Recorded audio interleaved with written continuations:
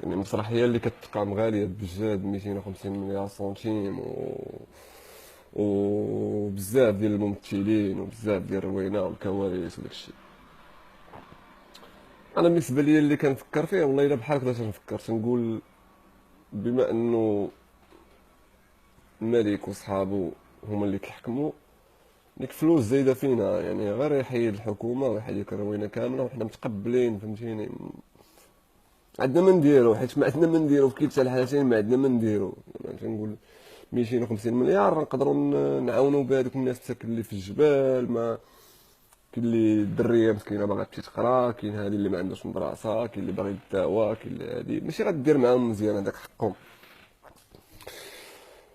و يعني واللي كيضرني اكثر هو ملي كنشوف ناس اللي كيتعتبروا نخبه وفاهمين وقارين علينا وعارفين علينا بزاف د الحوايج، حنا اللي ما قارينش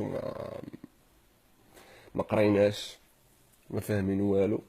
يعني كتشوف هاد الناس هادو تا هما اما كيمثلوا تا هما في هاد المسرحيه عن قصد، ولا تا هما كيتصاقوا بحال الحواله بحال الحواله. وركزوا عليها جيدا، راه واخا تكون مثقف ومخرج كتاب وديك الاعاقه كامله، مهما شاركتي في هاد المسرحيه اللي كتخسر عليها الزباله ديال الفلوس، انا ناكد على 250 مليار هادشي اللي غير هادشي اللي مصرحها به الدوله. يعني الدوله فاش كتصرح بشي لعيبه يعني قول راه كينكسر 250 مليار علاش؟ باش مرشحين يديروا الحمله الانتخابيه ديالهم، يفرقوا الوراقي ويلحقهم في السنقه وطوط سطور طوط وديك الروينه كامله.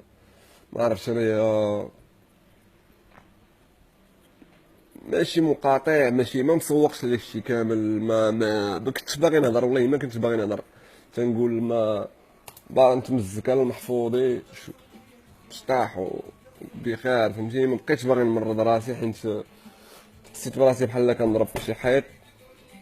يعني جاي تيقول لي وكنبقى في بلاصتي، ولكن في نفس الوقت تقول لا خصك تخرج داكشي، خصك تهضر.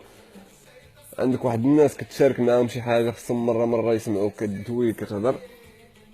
هادشي اللي كاين. على الله فهمتي. نقول لي اش جاي تقول لي ما بقى يقنعني الكلام، اش جاي ترسم لي، اش جاي ترسم لي، اش جاي ترسم لي دنيا من الاوهام، اش جاي تقول لي، اش جاي تقول لي، اش جاي ترسم لي، اش جاي يقنعني الكلام. اخا الله ايش سوسو يديكم كاين والو. مافيا شفرو زيدوا شفرو، نصونا الدم ديالنا، ولكن انتظروا